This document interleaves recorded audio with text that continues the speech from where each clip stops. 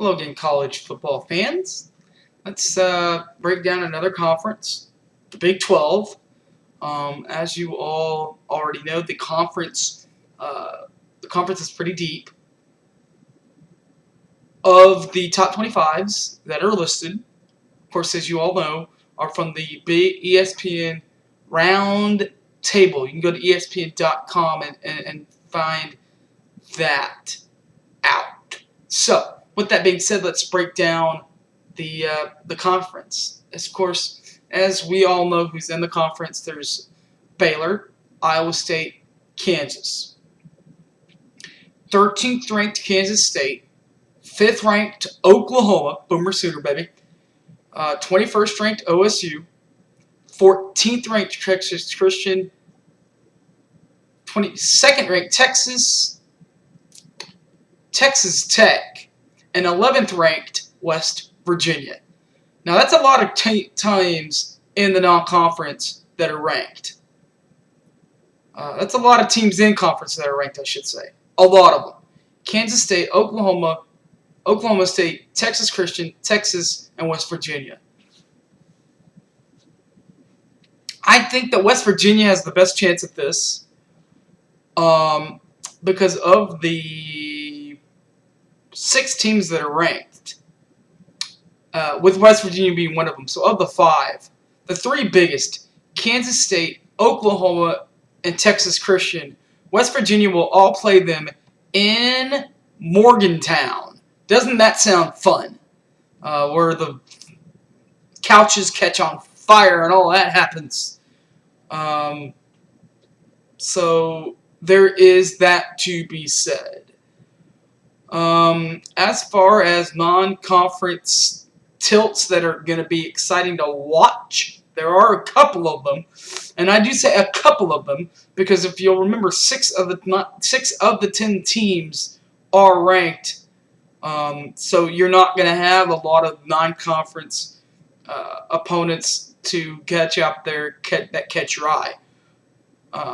I'm happy to say that every year, even though this conference is so deep, just about every year, Oklahoma, though, does have one of those teams, if not 2 or 3 of those teams. If you'll remember a couple years ago, we had 2 of them, and it was BYU and Miami, and that really didn't go over too well.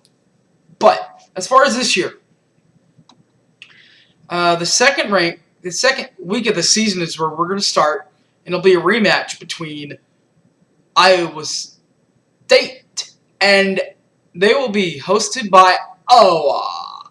That'll be on the Big Ten Network. Everybody remembers Fox Sports. What an exciting game that was to watch in the non-conference last year. So there's that. The Emma Hurricane from the ACC. They will be hosted by 13th ranked and Kansas State foe, Kansas State. How about that? Bill Snyder stepping out of conference and actually playing somebody. That doesn't usually happen.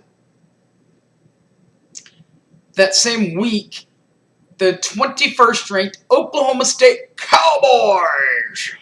Go Pokes if you're one of those guys. They'll be hosted by the University of Arizona.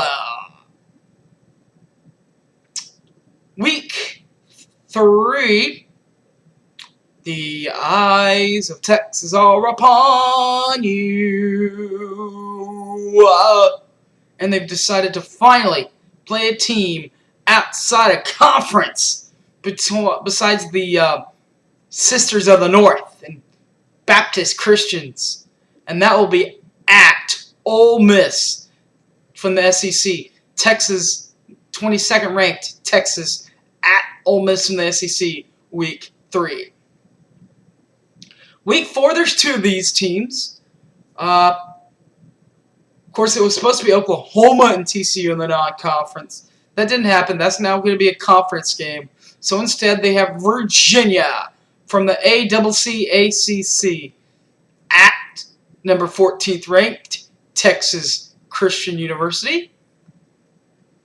Also that week, Maryland will be at 11th ranked foe and hopeful Big 12, and in my opinion, Big 12 champion, not hopeful Big 12 champion, the Big 12 champion, West Virginia. And then week 9, this is the one I'm really looking forward to, boys and girls.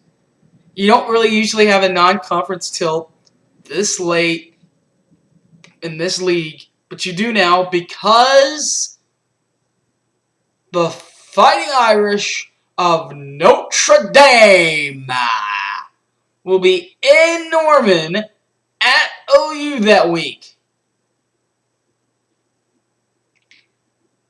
And as I said before, the Big 12 champion will be West Virginia. They'll get the invite to the Fiesta Bowl because, and I will say it again, three of the other 9 teams, Kansas State, TCU, and Oklahoma, are all to be hosted by West Virginia. And by the way, those 3 teams finished high in last year's Big 12 standings. Until next time, the Big 12 Conference is done. It's figured out. It's over. West Virginia wins it. Thank you very much, and Boomer Sooners!